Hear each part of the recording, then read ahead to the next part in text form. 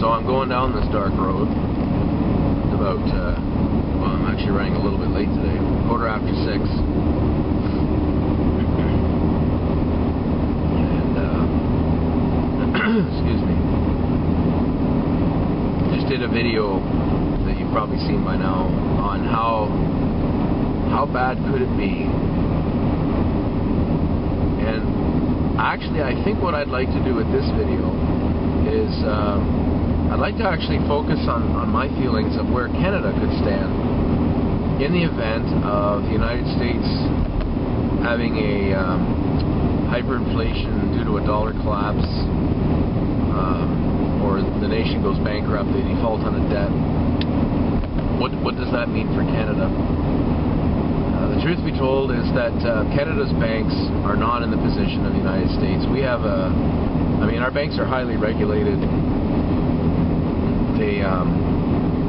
They balance their books. As far as I know, there hasn't been one bank that's lost money, or at least they may have lost a profit, but they're not bankrupt.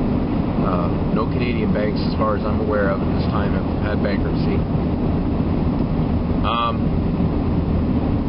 As far as, the housing market, a lot of Americans may not be aware, but, in Canada right now, I can't speak for every square inch of Canada. It's a big country, but as far as I know, there are very few houses in foreclosure. No more than they say there would be on any other average time.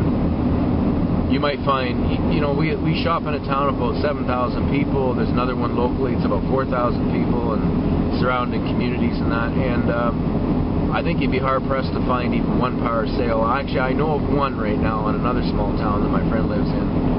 And, that's the only one. And up until that point, I think I knew of one other that was in my village, and it's sold probably 2 or 3 times since. But we don't have that problem. Not yet. And I think our unemployment is certainly rising. That part, I think we could share that with the United States on a similar level. Our government has been balancing budgets for, as far as I know, about a decade up until this year. Actually, we've been paying off our national debt. So fiscally, we're not in the same position as the United States.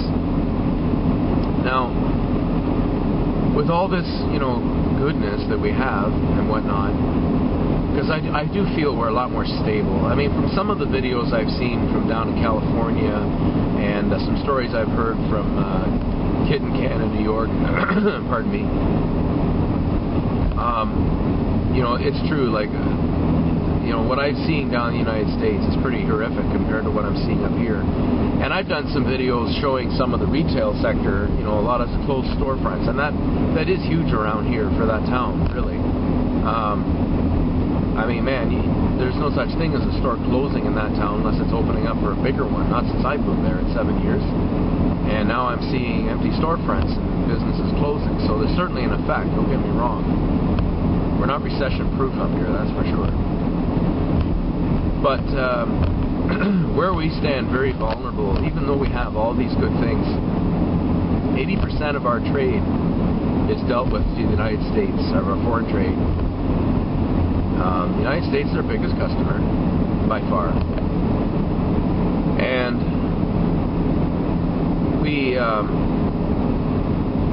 I think we could sustain ourselves. I should do another hypothesis on that. But in the event of the United States defaulting on a debt possibly, or the dollar crashing due to its currency status, I think that's going to mean a lot more for Canada than Canadians may realize. And in some ways, I see it as unfortunate. I guess I could give you a little analogy here. I see Canada, we both live in our own separate houses, okay? But let's assume for a moment that we live in North America, and that's a house, and Canada is the lesser owner of that house. It's what you actually call tenants in common, if you want to get technical about it. And the United States would have, of course, the majority share, but they've been really irresponsible, and they've mortgaged their house to go out and party and have everything else, and they've been creating a few fights with a few neighbors, and they're not really popular anymore because of that. It's unfortunate because, you see, they're not paying, if they cannot pay their share of the rent,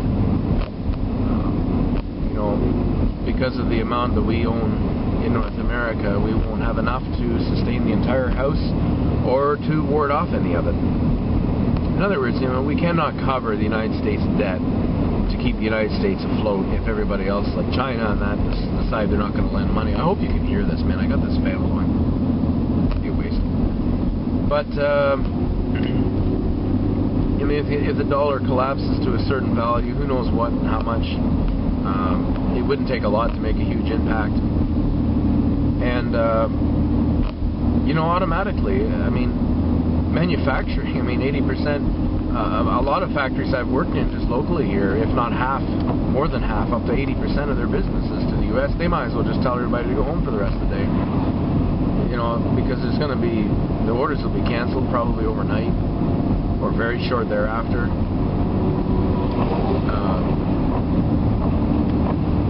It could be scary. I don't think a lot of Canadians are really taking any note of that.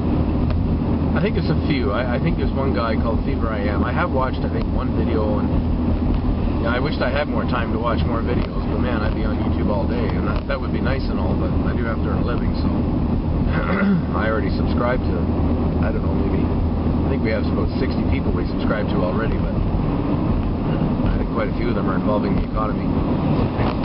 But it's going to be quite scary for Canada.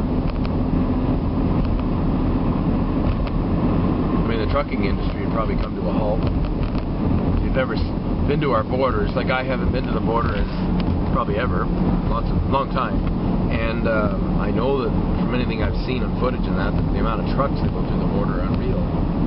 So I can only imagine how the trucking industry would end up. The farming industry would probably collapse in Canada because a lot of our products are sold to the U.S. The softwood lumber industry, whatever there's left of it, would collapse. Our raw material, as far as our energy, I don't know what to say is going to happen with that. That's probably a separate video on itself, what would happen to oil price, but us being an energy exporter, that's going to collapse. I don't know. We have a lot at stake here, being neighbors, and just being neighbors is one thing, but when your economies are so interlinked and interwoven, it's,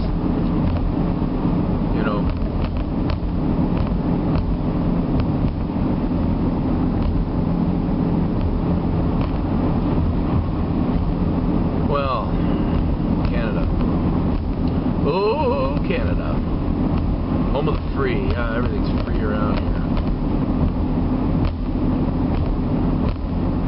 I know that I've heard that Stephen Harper, our Prime Minister, was looking at pegging our dollar to the U.S. Somebody actually, I believe it was a scoffer that wrote me, not a scoffer, I think he was alright, he had at least half a brain in his head, but he wasn't being very nice, but he wrote me about one of my videos I did, being a little bit cheeky, and he was just saying Stephen Harper's a moron, he wants to peg our dollar to the U.S., and U.S. dollar's going to crash, what an idiot. Well, alright, I can see where they're coming from, but I got thinking about it, it's like, you know what, being that 80% of our trade goes to the U.S., I actually think he wouldn't have a choice. It's like the lesser of evils. Yes, it would be a dumb thing to do, but it might be smarter and give us 6 months time than not pegging and have our dollar be worth $5-10 to the U.S. Whatever happens, if it happens. Really don't have a lot of data on that, but it can happen. Don't know if it will yet. It might, though. They've certainly put themselves in a position for it. That I'll give you. So,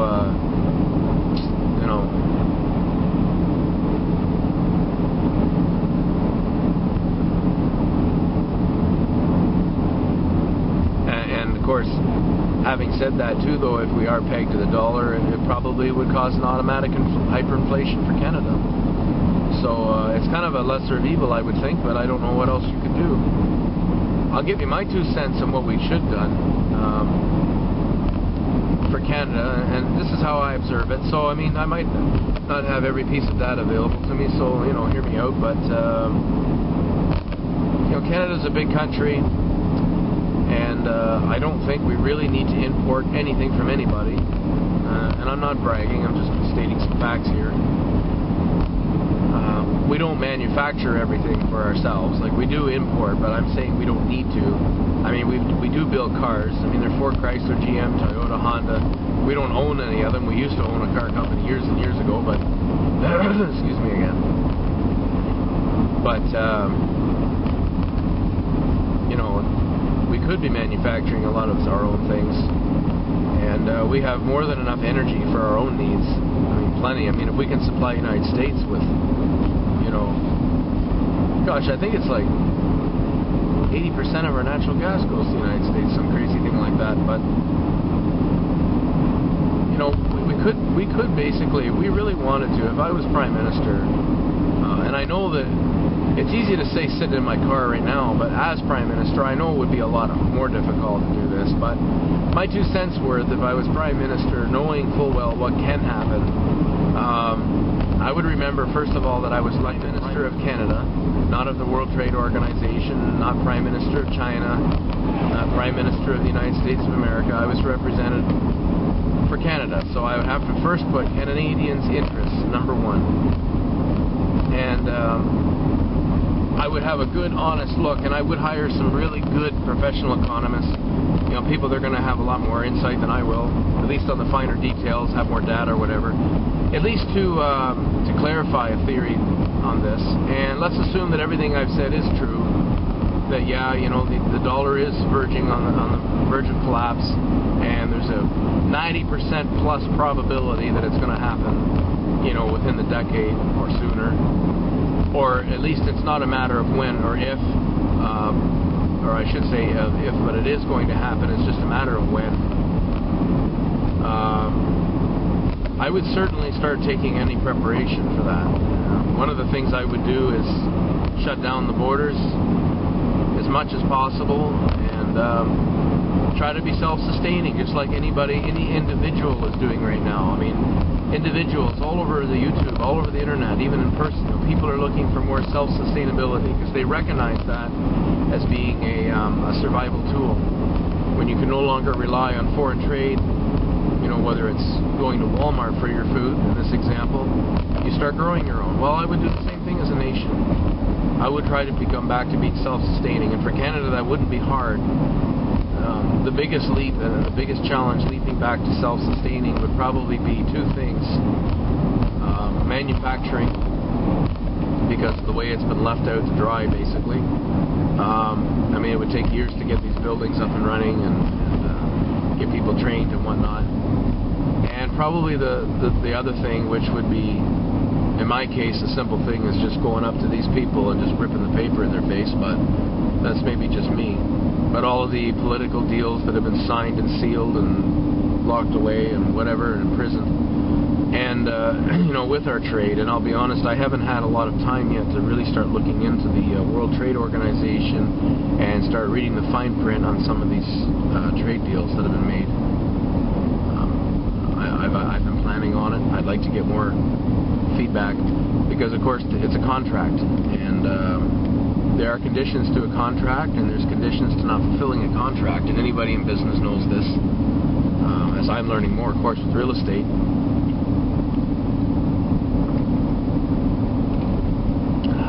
So,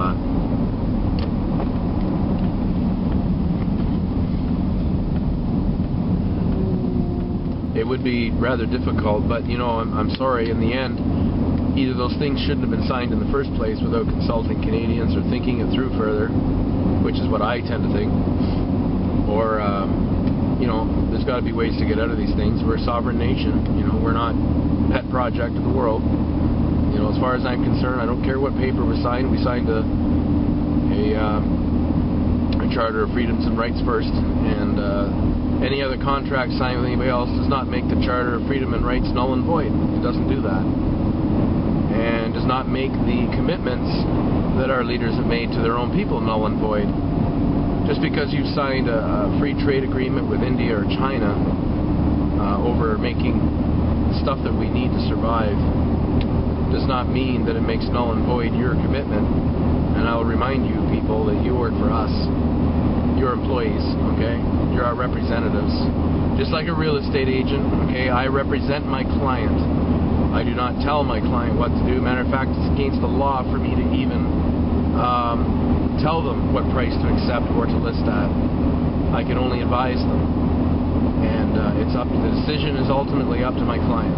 Well, it's the same thing with the politician and their voters. The decision is up to us, not to you people who sit around and pat each other on the back and get little grants and raises and whatever else it is you get, whatever else it is you do, and some of them work hard, some don't.